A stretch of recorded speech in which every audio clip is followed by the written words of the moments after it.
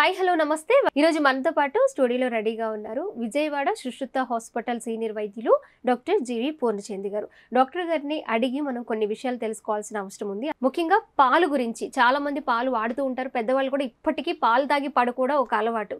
మరి ఈ పాలు ఎందుకు తాగాలి, ఎలా తాగాలి అనే విషయాలన్నీ డాక్టర్ గారిని అడిగి తెలుసుకుందాము. నమస్తే డాక్టర్ గారు.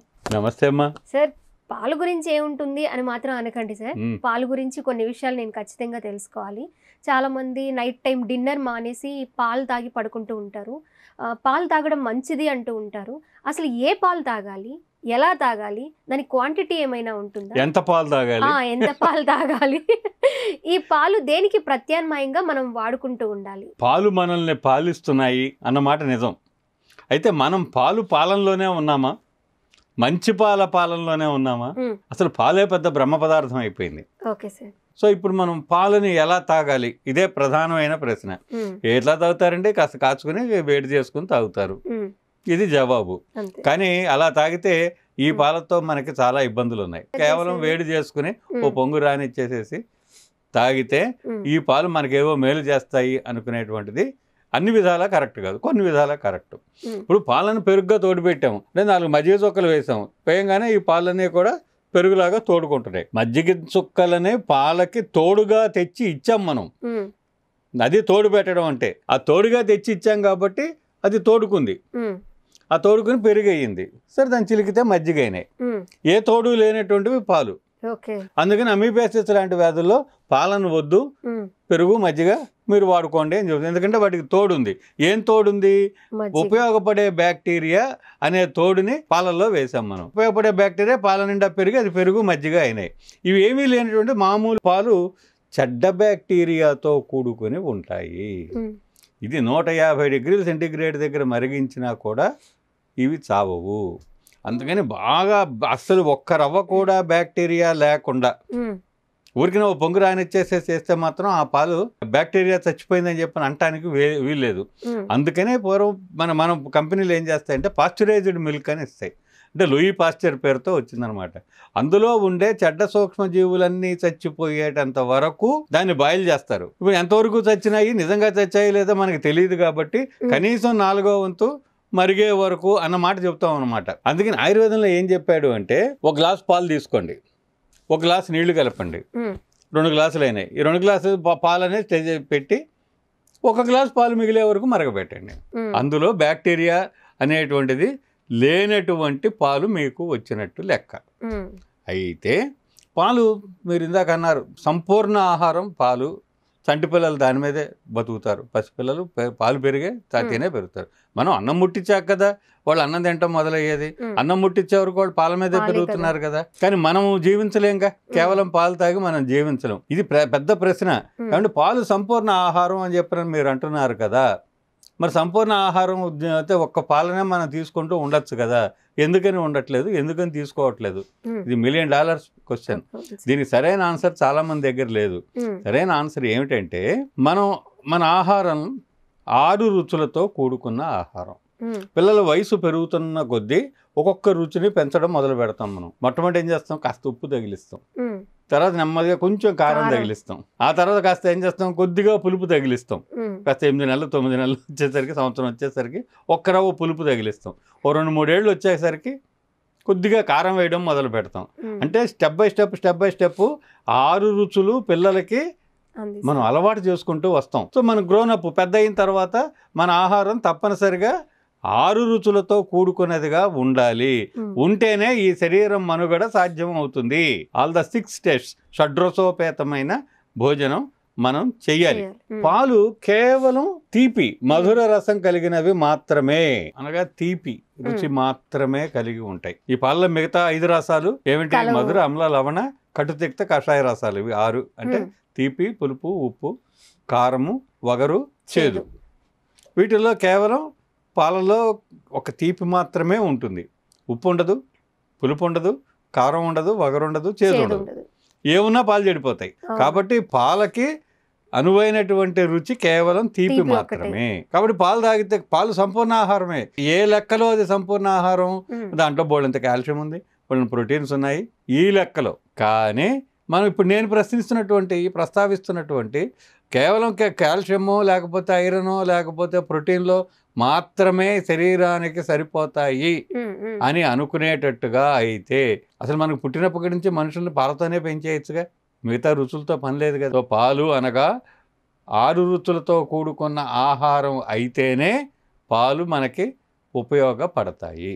అందుకని ఆయుర్వేద శాస్త్రం ఏం చెప్పిందంటే చాలా చాలా గమ్మత్తైనటువంటి విషయాలు దీంట్లో ఉంటాయి. అంటే 6 రుచులు ఉండాల్సిన అవసరం లేదు.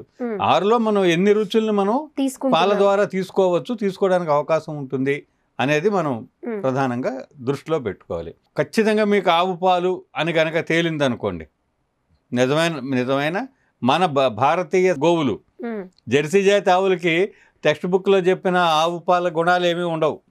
ఉన్నాయో లేదో మనకి తెలియదు. రీసెర్చ్ ఎక్కడుంది? ఆయుర్వేద కోణంలో రీసెర్చ్ లేదుగా. మీకు ఎంతసేపు కాల్షియమో ప్రోటీన్లు లెక్కే తప్ప ఇంకొక లెక్క లేదు కదా ఆధునిక వైద్య విజ్ఞానంలోనూ. ఆయుర్వేద పరంగా ఆ పాలకి అది ఇగో వేడి చేస్తుంది, చలవ చేస్తుంది, దీనికి ఇగో ఇట్లా ఉంది, ఇట్లా లక్షణాలు ఉన్నాయి, కఫాన్ని తగ్గిస్తుంది, ఇగో ఈ విధంగా మాంసకండరాలను పెంచుతుంది, ఇట్లాంటి లక్షణాలు కొన్ని చెప్తాడు. ఇవన్నీ మనకి మోడర్న్ సైన్స్లో మనకు దొరకనటువంటి ఆన్సర్స్ అనమాట. సో ఆయుర్వేదిక్ సైన్స్లో మనకి దొరికేటువంటి ఆన్సర్స్. ఆ లక్షణాలన్నీ ఆవు పాలకు చెప్పిన లక్షణాలు జెర్సీ జాతి ఆవు పాలకు ఉన్నాయా లేదా మనకు తెలియదు. అందుకని చెప్పిన కేవలం మన సొంత గో సంతతికి సంబంధించినటువంటి, అది కూడా అనేక దూడలను పెట్టిన బాగా సీనియర్ ఆవు యొక్క పాలతో సగానికి సగం నీళ్లు కలిపి సగం పాలు మిగిలే వరకు మరిగించి, ఆ మరిగిన పాలలో పంచదార వేసి కొద్దిగా పచ్చకర్పూరం వేసుకుని తాగమన్నాడు.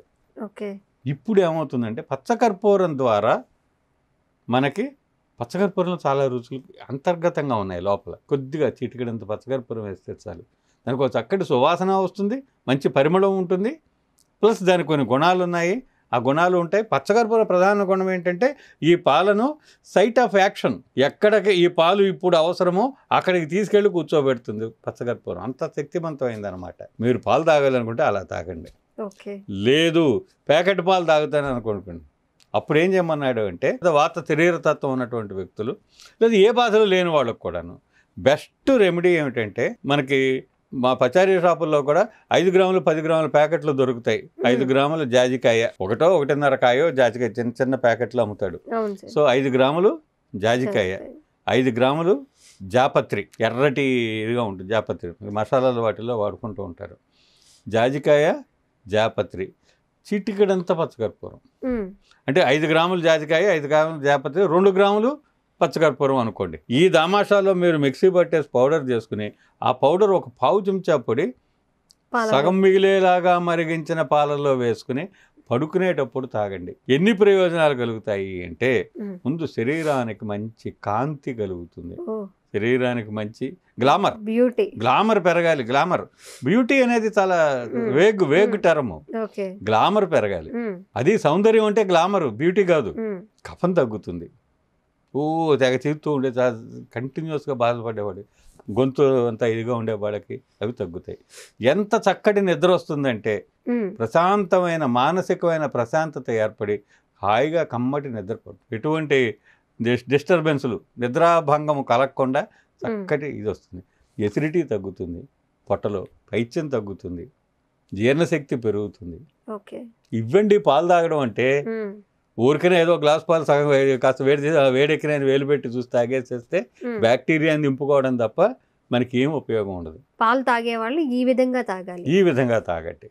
ఇవన్నీ శాస్త్రంలో చెప్పినవి, నేను సృష్టించట్లా. బాగా ఎక్కువ యాసిడ్ ఎక్కువగా ఉందనుకోండి, కాస్త యాలకుల పొడితో పాలలో యాలకుల పొడి, నేను చెప్పాను జాజికాయ జాపత్రితో పాటుగా యాలకుల పొడి కూడా వేసుకుంటే చాలా చక్కగా ఉంటుంది.